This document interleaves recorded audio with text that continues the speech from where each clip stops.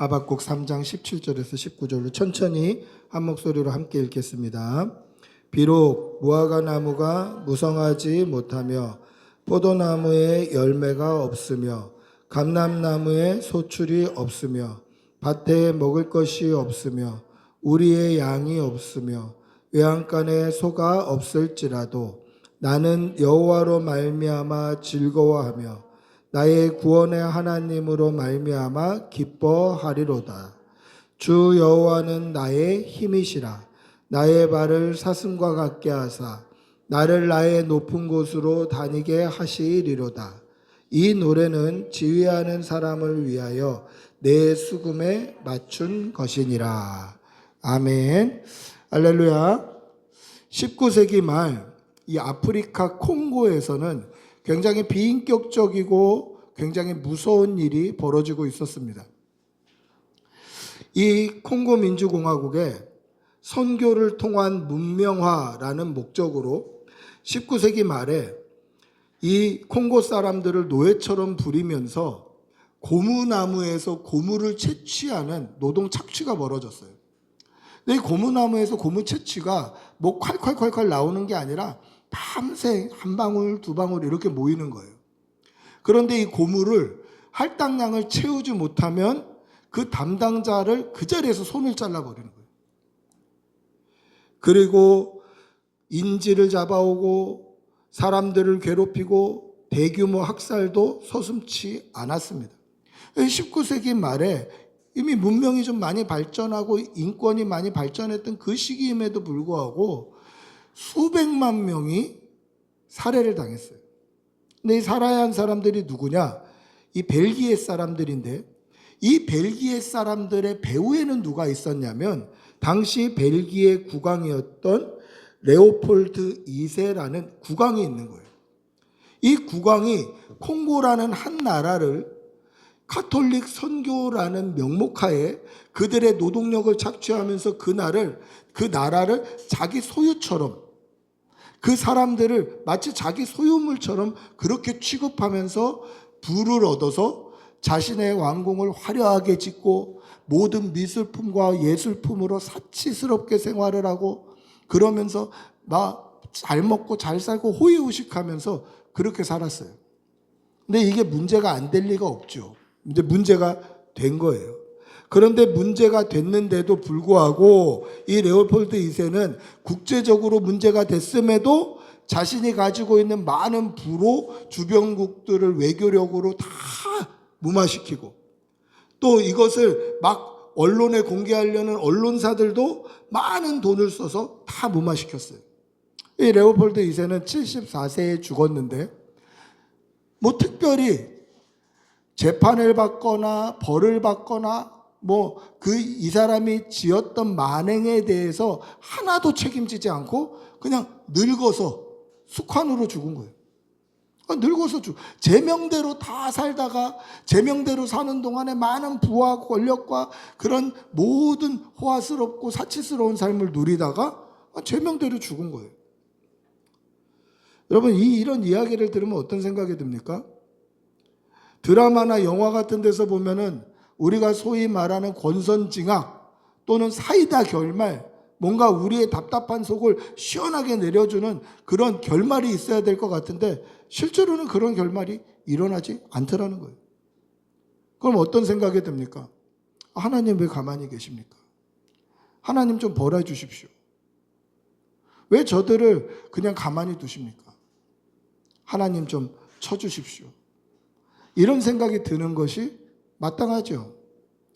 오늘 이런 생각을 했던 한 사람을 여러분들에게 소개하려고 합니다.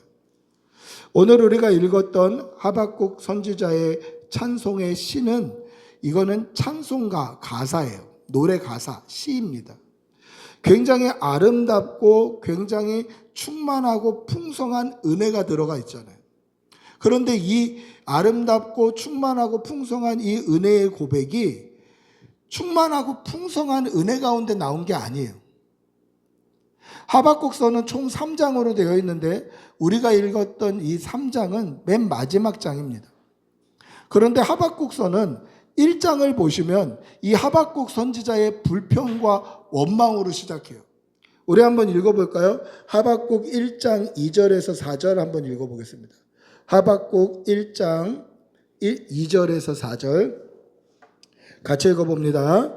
여호와여, 내가 부르짖어도 주께서 듣지 아니하시리니 어느 때까지리이까?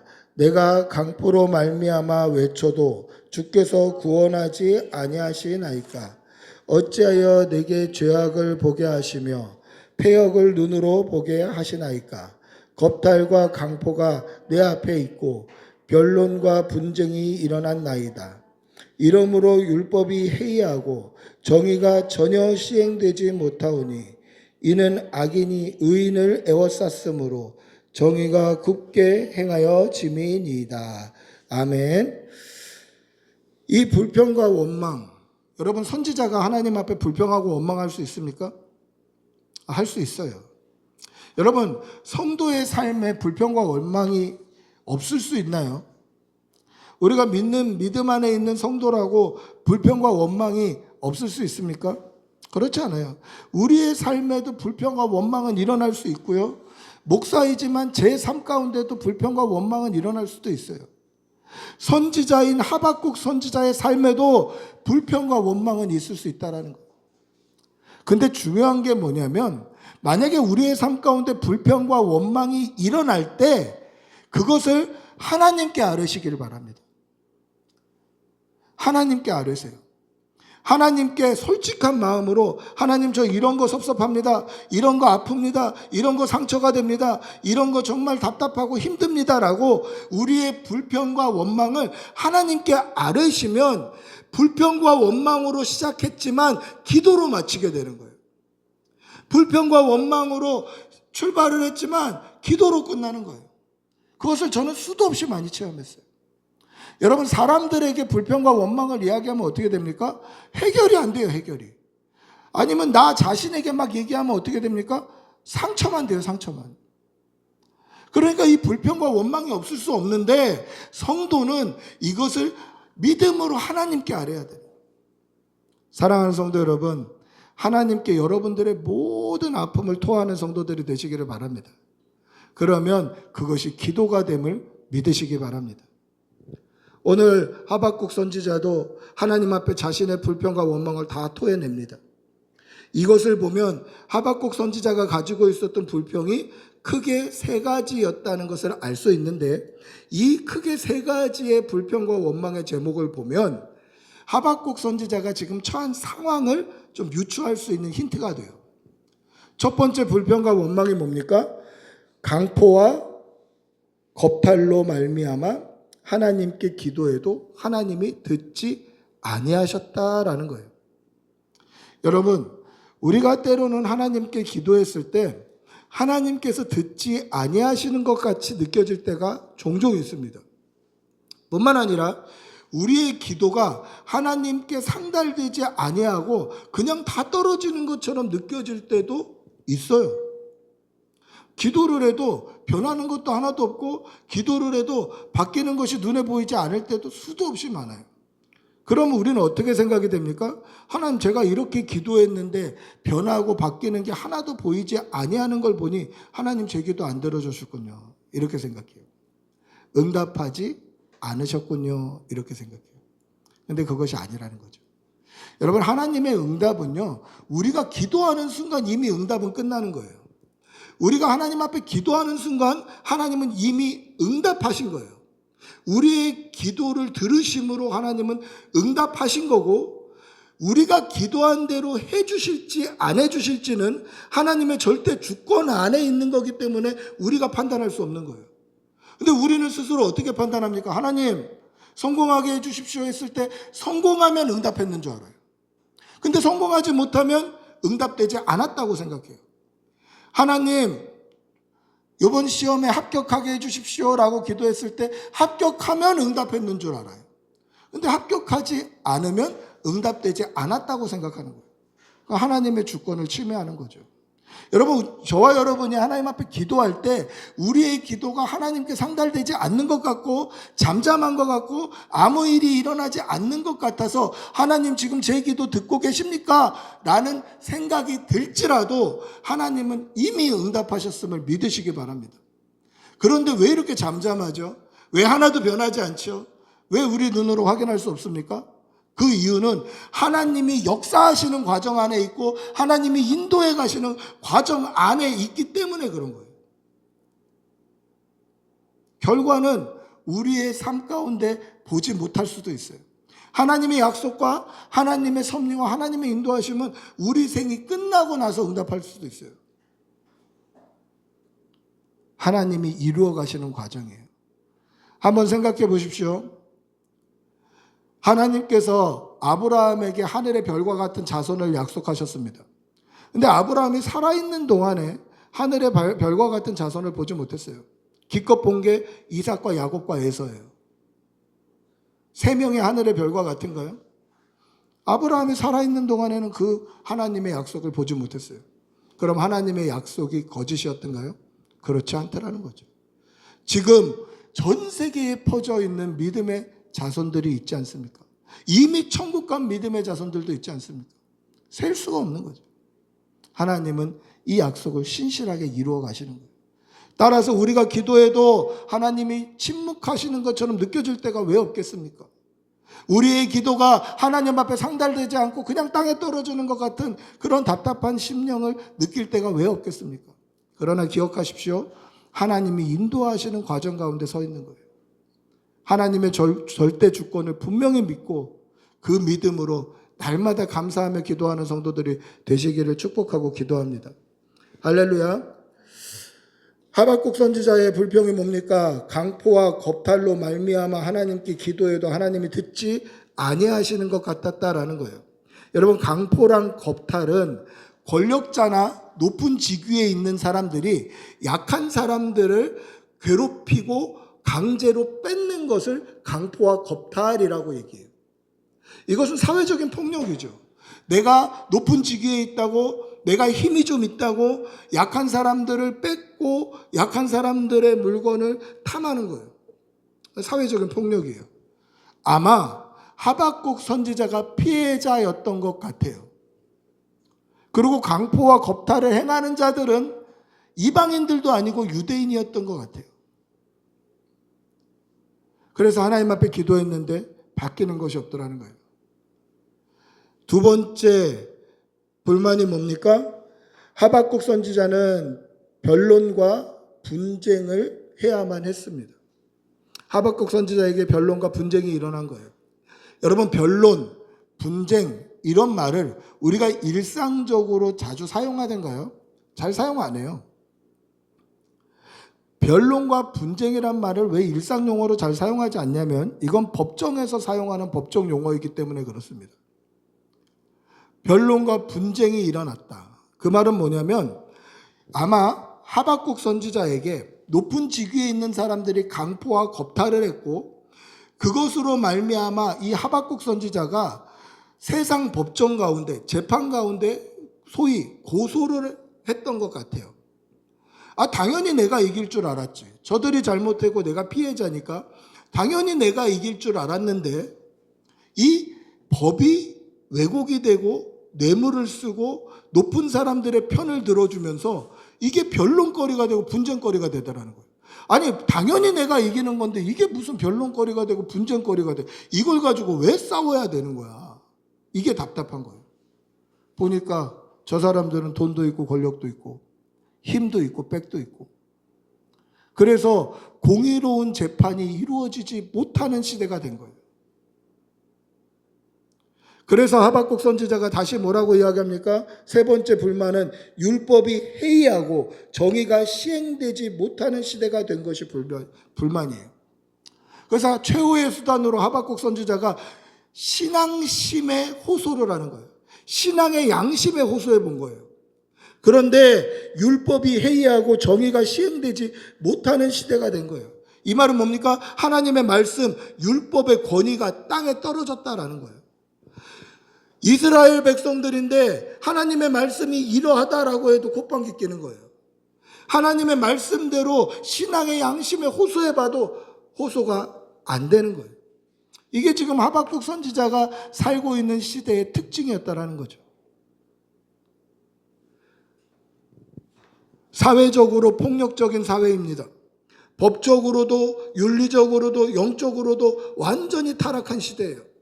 그래서 누구에게 어떻게 하소연을 해도 이게 하나도 나의 답답함을 해결해 주지 못하는 거예요. 그래서 하나님께 기도했는데 이게 하나님께 기도했는데도 해결이 안 되더라는 거죠. 얼마나 억울하고 분할까요? 나 빼고 다른 사람들은 다 악으로 사는 것 같은데 그럼에도 불구하고 나 끝까지 믿음 지켜 살아야 됩니까? 이게 하박국 선지자의 눈물 어린 원망과 불평의 고백이었다라는 거죠. 우리가 읽지는 않았습니다만은 뒤에 13절부터 16절을 보시면 1장 13절부터 16절을 보시면 아주 구체적으로 또는 직설적으로 하나님 앞에 원망해요. 뭐라고 얘기하냐면 하나님 거룩하신 하나님께서 거룩하신 눈으로 왜 악을 그냥 보고 계십니까? 하나님 왜 악인들이 의인을 괴롭히는 것을 그냥 보고 계십니까? 여기서 의인이 누굽니까? 하박국 선지자 자신이에요. 믿음으로 살았던 끝까지 믿음 지키며 살았던 왜 나를 이렇게 괴롭히는데 하나님 그냥 보고 계십니까? 그러면서 구체적인 예도 듭니다. 낚시를 하는 자들이 또는 그물을 치는 자들이 물고기 잡는 자들이 낚시하고 그물하는 그 낚싯대와 그물에다가 분향하고 제사를 드리는데 왜 그들의 배는 만선이 되며 믿음으로 하나님을 신뢰하고 의뢰하는 자들의 배는 왜 텅텅 비어 돌아오게 만드십니까?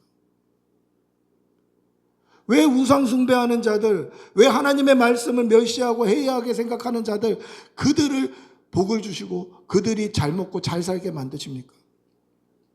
이게 답답한 고백이었다는 거죠. 여러분 한번 생각해 보십시오. 이 땅을 믿음으로 살아갈 때에 우리의 삶이 답답하고 힘들고 어렵다 할지라도 그게 정말 하나님 앞에서 복이 아닐까요? 또는 믿음으로 살지 않는 사람들, 불법과 편법과 그런 악을 자행하면서도 사이다 결말을 맞지 아니하고 법적인 책임을 지지 아니하고 어떻게 보면 인간적인 눈으로 잘 먹고 잘 사는 그들을 볼 때 그들이 잘 먹고 잘 사는 게 진짜 복으로 그렇게 보이십니까? 만약에 이 땅에서의 우리의 생명이 끝이라면 그게 복이고 우리가 복받지 못한 인생으로 보일 수도 있겠죠. 만약에 우리의 생명이 끝나는데 우리의 생명이 끝나면 진짜 아무것도 없이 끝이라면 이 땅에서 잘 먹고 잘 사는 게 복이고 이 땅에서 잘 먹고 잘 살지 못하는 거는 복이 아닐 거 아니에요. 이 땅에서 생명이 끝이라면 우리 생명이 끝나면 우리의 모든 삶이 끝난다면 이 땅에서 잘 사는 게 복이겠죠. 그러나 이 땅에서 잘 먹고 잘 사는 게 복이 아닌 이유는 우리의 생명이 끝나도 영원한 세계가 있기 때문에 그렇습니다. 오늘 하나님께서도 하박국 선지자에게 그것을 말씀하셔요. 우리 2장 3절 4절 한번 읽어볼까요? 2장 3절 4절입니다. 같이 읽어보겠습니다. 이 묵시는 정한 때가 있나니 그 종말이 속히 이르겠고 결코 거짓되지 아니하리라. 비록 더딜지라도 기다리라. 지체되지 않고 반드시 응하리라. 보라, 내 마음은 교만하여 그 속에서 정직하지 못하나 의인은 그의 믿음으로 말미암아 살리라. 보십시오. 보라, 그의 마음은 교만하여 그 속에 정직하지 못하는 악한 자들이 있을지라도 의인은 그의 믿음으로 말미암아 살아야 한다라는 것입니다. 왜 그렇습니까? 하나님의 심판은 반드시 응하게 되어 있기 때문에 그렇습니다. 비록 더딜지라도, 비록 반드시 우리 눈에 확인이 안 될지라도, 비록 우리가 그것을 보지 못한다 할지라도 하나님의 심판은 하나님을 알지 못하고 죄 가운데 빠져 살았던 악인들에게 반드시 이루어짐을 믿으시기 바랍니다. 때로는 더딘 것처럼 보이고, 어쩌면 하나님이 침묵하시는 것처럼 보이고, 어쩌면 하나님이 아무 일도 안 하시는 것처럼 느껴진다 할지라도 끝까지 믿음으로 살아간다면 우리에게는 구원이 있고 저들에게는 심판이 있다라는 것입니다. 그러니 세상을 살아가는 사람들이 세상의 악한 마음과 편법과 불의를 자행하며 당장 이 땅에서는 장을 먹고 잘 사는 것 같아 보일지라도 우리는 끝까지 믿음으로 살아야 된다라는 것입니다. 오직 의인은 그의 믿음으로 말미암아 살리라 하는 것입니다. 하박국 선지자가 이 말씀을 듣고 그렇게 살기를 다짐하며 불렀던 찬송의 시가 오늘 우리가 읽었던 말씀입니다. 비록 무화과 나무가 무성하지 못하며 포도나무에 열매가 없으며 감람나무에 소출이 없으며 밭에 먹을 것이 없으며 우리의 양이 없으며 외양간에 소가 없을지라도 나는 여호와로 말미암아 즐거워하며 나의 구원의 하나님으로 말미암아 기뻐하리로다. 여러분, 이 표현에 생략된 것이 무엇입니까? 악을 행하는 자들에게는 무화과 나무도 많습니다. 논밭에 식물도 많습니다. 외양간에 소도 넘쳐납니다. 우리의 양떼도 넘쳐납니다. 그런데 저는 믿음으로 살았는데 그런 게 하나도 없네요. 그래도 저는 여호와 하나님 한 분이면 만족합니다. 여러분, 믿음이 없으면 이런 고백이 안 나와요. 그래서 오늘 하박국 선지자가 뭐라고 말씀합니까? 주 여호와는 나의 힘이시라 나의 발을 사슴과 같게 하사 나로 나의 높은 곳을 다니게 하시리로다.